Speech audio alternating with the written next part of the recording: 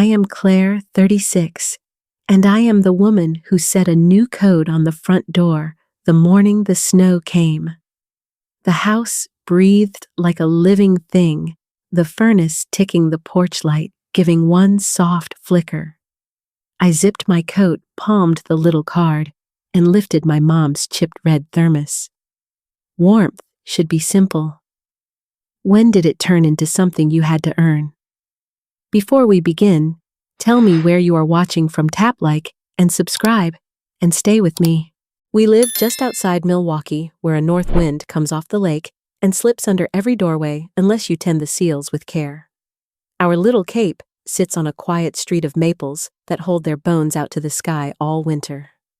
When Ethan and I bought the house, we chose it for the south windows and the square porch that looked practical more than pretty. I work as a social worker and see the way small kindnesses keep people upright. My parents are that kind of steady kindness. My mom, Ruth, a retired nurse, keeps tea in a red thermos that has lost a chip of enamel near the lid. My dad, Hank, a former machinist, wears a blue scarf my mom knitted during my final year of college. It has a dropped stitch near the end that she loves, and he swears he cannot find. The day we closed on the house, my parents arrived with a dented toolbox, a loaf of bread, and 2 sets of work gloves. They installed draft guards on the exterior doors and set felt pads under every chair leg. They worry about practical things. If a thing can break, you plan for it. If a space can get cold, you keep blankets folded where your hands can find them. I grew up believing warmth is a promise you make to people you love. It is not a show. It is not a performance. Ethan's parents are different. Carolyn likes parties that sparkle and photographs where everyone looks like an advertisement for a life I never asked for. Dennis laughs loud and tells stories that end with him shaking his head at the weakness of the world.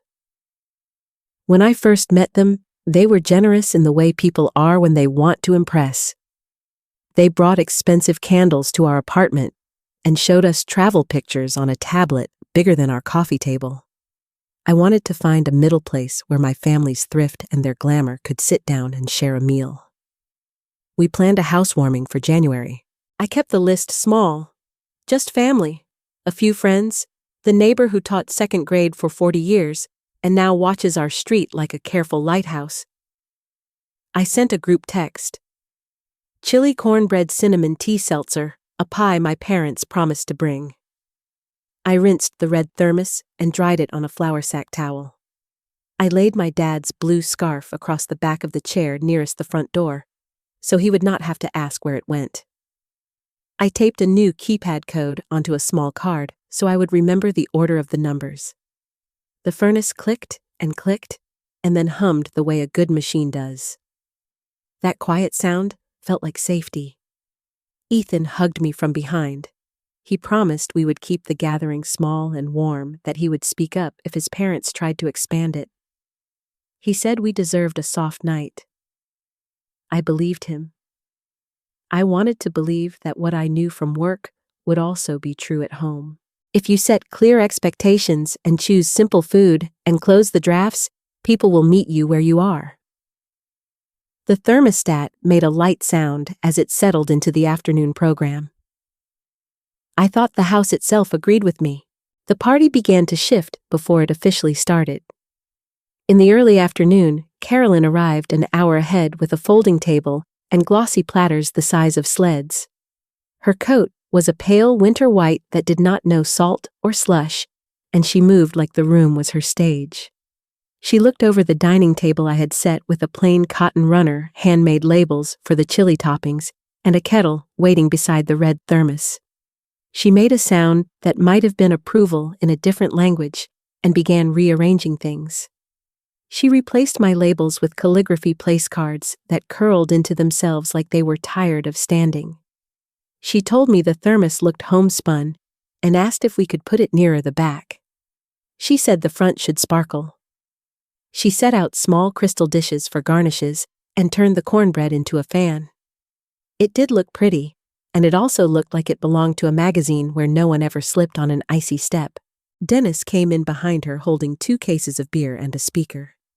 He nodded toward the thermostat and asked if we were trying to grow oranges in the living room. Before I could answer, he thumbed the setting down and said the energy company would send him a thank you note. He laughed. I smiled the way you smile when you do not want to fight. He set the speaker on the entry table and paired it to his phone.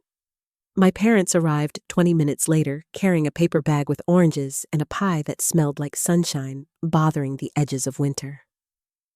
My mom took off her gloves, placed the bag carefully by the sink, and then hugged me the way she always does, one hand on the back of my head like she is fixing my crown.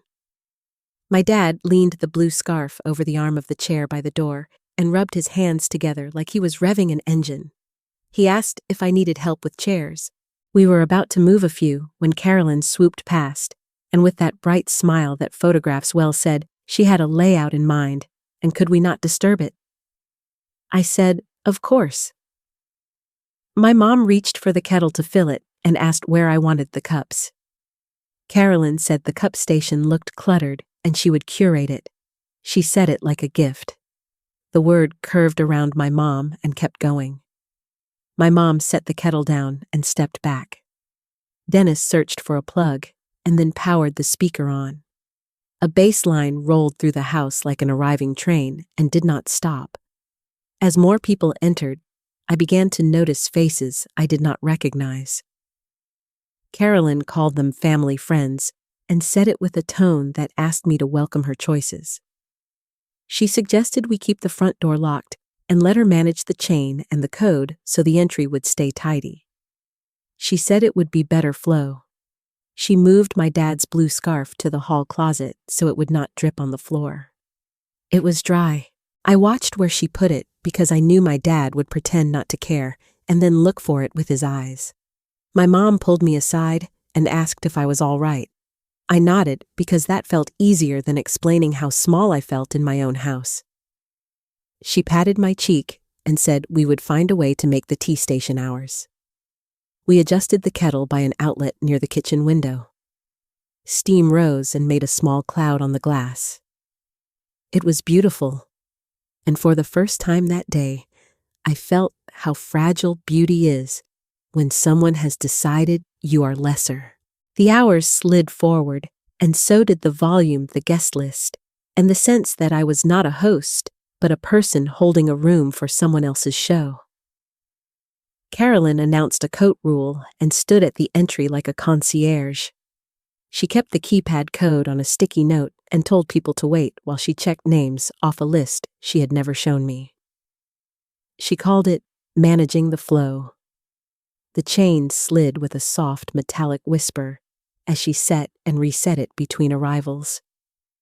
That small sound did not belong in a housewarming where the point is to welcome. Dennis propped the door open for air and for the few who wanted to smoke on the porch. He claimed it made the house feel alive. Cold air came in and traveled low along the floor like water. The thermostat worked harder to keep up clicking and nudging the temperature toward decent, but the open door made it a losing game. I closed the door and asked Ethan to speak to his parents. He said he would, and then hesitated the way he does when he wants to avoid a scene. He stepped toward Dennis' words forming, and then Carolyn called him to carry a tray. The moment thinned to almost nothing. I felt the draft run over my ankles. My mom brought me the kettle and said she thought my dad looked pale. The wind had found the smallest gaps and made them bigger. She asked me if I could sit them in the den for a while to get out of the loud music. I walked to the den and saw that Carolyn had turned it into a photo gallery. Gifts lined one wall with a sign that said, "Do not touch." A ring light stood on a tripod like a small sun. I told Carolyn I needed the den for my parents. She said the den was for pictures and told me they would be more comfortable in the living room where the energy was. She smiled like we were on the same team. The neighbor, Mrs. Alvarez, knocked and dropped a card at the door. She wore her brown wool hat and kept one hand over her mouth when the cold air rolled out from the open door. She said she would not stay, but wanted to welcome us. She had the look of a person who sees more than people think she does. She glanced at the chain on the inside of the door and then at me. Her eyes asked a question she did not speak. I promised myself I would check on my parents again in 10 minutes. I closed the door. Carolyn opened it to greet another arrival and then set the chain again. She tapped the sticky note with the code and told someone that not everyone needs access, otherwise the afternoon goes sideways. I took a breath and thought about the way control can wear a polite coat and call it self-care.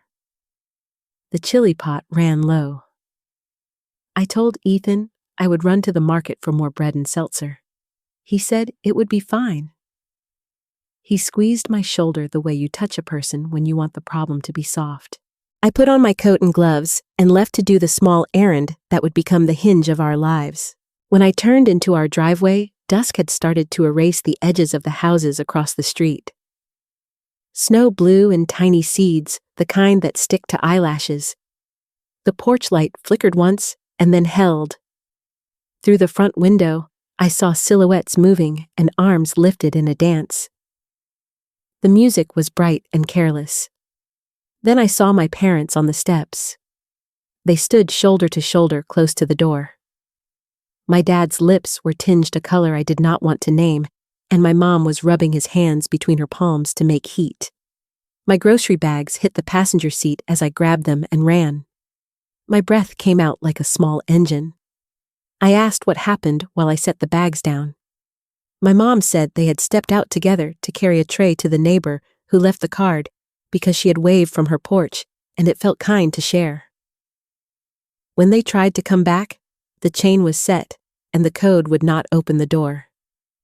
They had knocked and knocked. People had looked over and then turned away. A couple had laughed like they were watching a scene on a screen. A moment became many minutes. Cold does not need an invitation. I wrapped the blue scarf around my dad's mouth and tucked the ends down into his coat. I poured cinnamon tea from the red thermos and held the cup to his lips. His hands were shaking. My mom's fingers had gone white at the tips. I told them we were going to get warm, and then I rang the bell. I knocked. I called Ethan. His phone sat on a table inside bright with messages, but not mine. The chain made a low sound when someone brushed against it on the other side of the door. The chain did not open. My dad said he was fine, and then leaned into the railing in a way that was not fine. His eyes stayed with me, but his body shivered so hard, his words came in pieces. I called emergency services. I said my father was showing signs of mild hypothermia, that he had been outside for more than several minutes, that his lips were blue and his hands were shaking, that he was alert and talking. The dispatcher told me to keep him moving and to keep warm liquid on board in small sips. Her voice held such calm that I wanted to borrow it forever. I moved my dad from one foot to another, the way you coax heat to return. The door opened a crack. Carolyn's face appeared lit by a ring light from the den. She said we are keeping a head count. It got chaotic. She called it an unfortunate misunderstanding and told me they were trying to control the flow. I told her my father's lips were blue and his breath was shallow and the chain needed to open. She said not yet, there was a system. She closed the door. The chain clicked with a small, ordinary finality that made me understand how a machine can become a sentence. The siren softened as it came down the block. 2 paramedics stepped onto the porch with a blanket and a small monitor. They took my dad's temperature and pulse rubbed his hands and covered him. One looked at the door chain and then at me, and I said, "Yes, this is my house." The other asked how long the cold had been at him. My mom told the time by the last song she remembered hearing inside then, by the way dusk had thickened. I rang the bell again. Carolyn opened to the length the chain allowed and called into the room for Ethan. When he came, he looked at my dad, and then at me, and then at his mother, like someone waking to a fire he did not smell starting. I said, "We need to come in now." The paramedic said the same, using a voice that can open doors in most places. Carolyn slid the chain back like it was heavy. The party noise dimmed. The porch air changed in my chest. We walked inside, and a warm room never felt so strange. The door closed, and I stood up straighter. I brought my parents to the couch while the paramedics worked. One wrapped warm packs in cloth and tucked them near arteries. The other asked my dad to sip more tea, praised him for stubbornness, and told my mom what to watch for over the next hours. People stared at us with the stunned look of an audience when the lights come up and there was no script. I crossed to the speaker and turned the music off. The room tried to remember its own quiet. I told everyone the gathering was over. I asked Ethan for the spare keys and for the keypad code. He took a breath that changed shape inside his body and handed me the small card with the new sequence. I said the code and then went to the entry and slid the chain open and left it open. I pocketed the sticky note that held the crossed-out numbers in Carolyn's handwriting. It felt less like paper and more like a record of a choice. Carolyn said I was making too much of a misunderstanding. She said she had tried to be helpful. She said there was so much going on and she had to manage the door. I kept my voice level. I said a welfare check was in progress and that medical transport was staged if needed. I said my father's lips had been blue and that the door had been chained when he tried to return to his daughter's home. I said those words slowly, so no one could smooth them into something else. The doorbell rang. It was Mrs. Alvarez had pulled low cheeks bright from the cold. She had seen the paramedics arrive and wanted to offer her observation if needed. She said she had watched my parents knock and wait, and that she had heard laughter from inside, and that after my parents stepped out, the chain had been set from the inside. She said she knew what time it was, because the station clock in her kitchen chimed on the half-hour. She gave the paramedic her name and number. She touched my arm and said she was sorry. She said her mother used to say that a door tells the truth about a house. Ethan stood near the coffee table with his hands at his sides like he was trying to find where to put them. He apologized to my parents and said he was sorry the night had gone sideways. He tried to explain that his mother had not meant harm. I said intent does not cancel impact.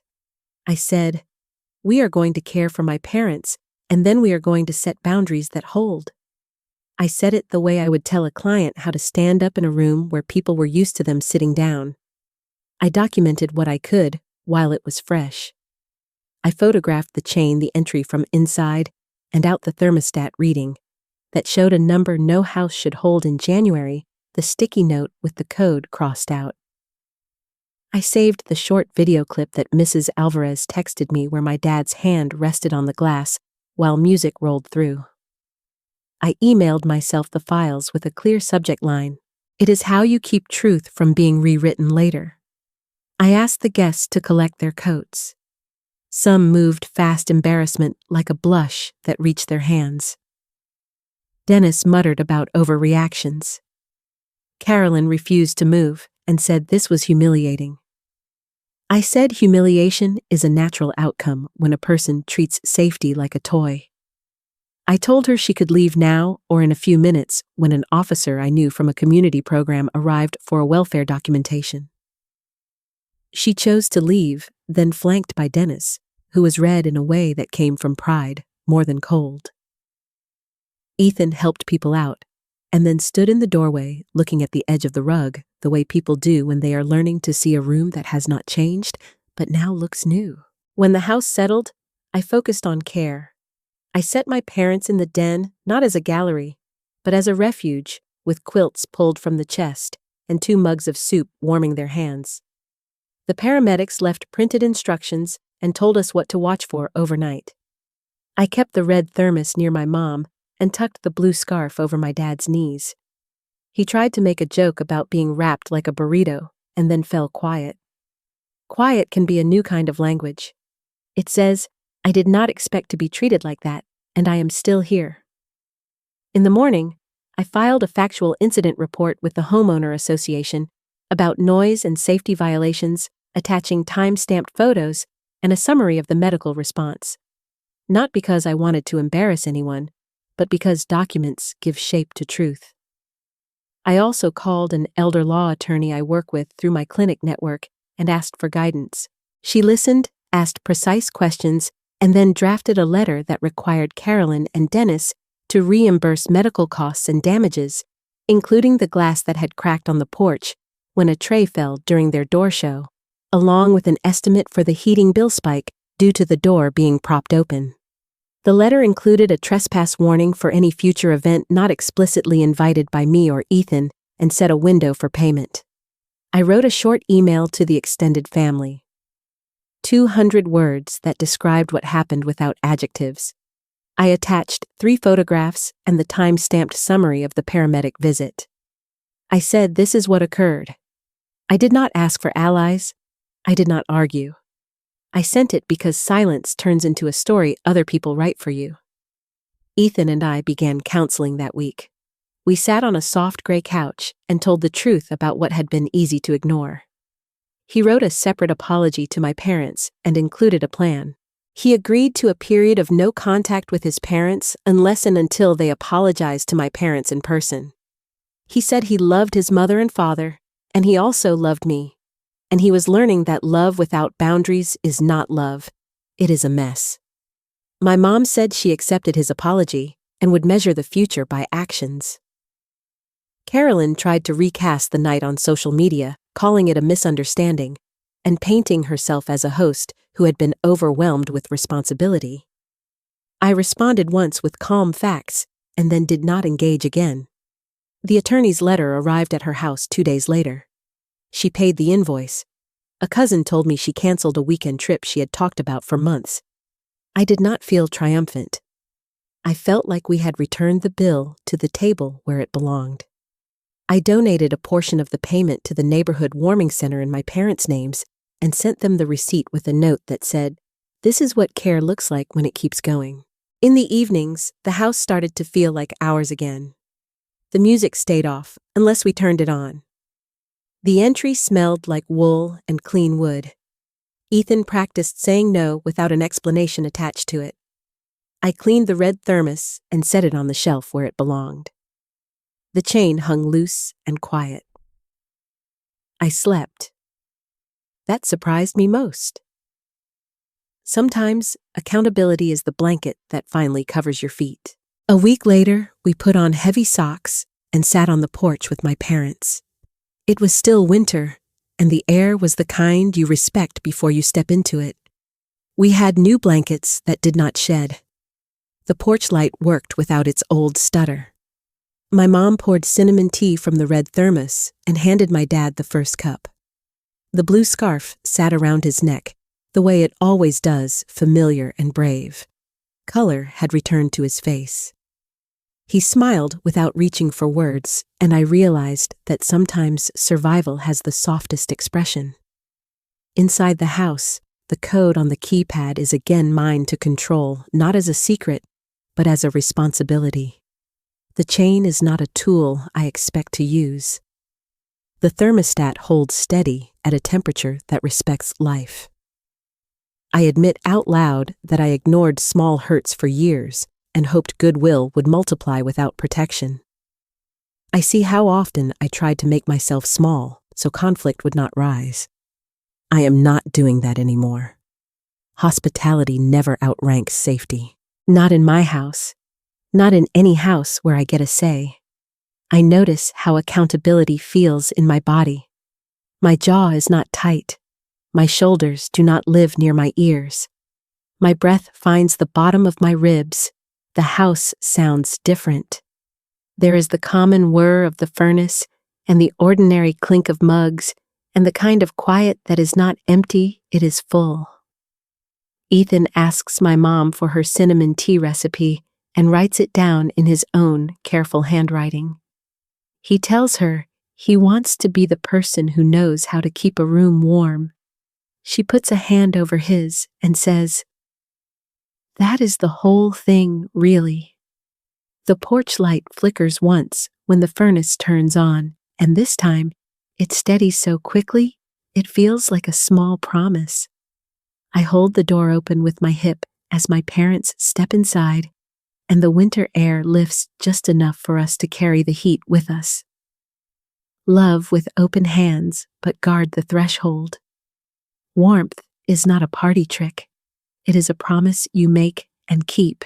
I learned that here with a chain I never want to hear again, and a scarf I will never take for granted. Before we wrap, I would love to know what you would have done if you had come home to find your parents waiting in the cold. Would you have acted the same way or chosen a different path? Tell me in the comments. If this story spoke to you, please like, subscribe, and share it with someone who needs a reminder that boundaries can be kind. Thank you for spending your time with me today. I wish you warmth you can feel in your bones and a door that opens when you reach for it.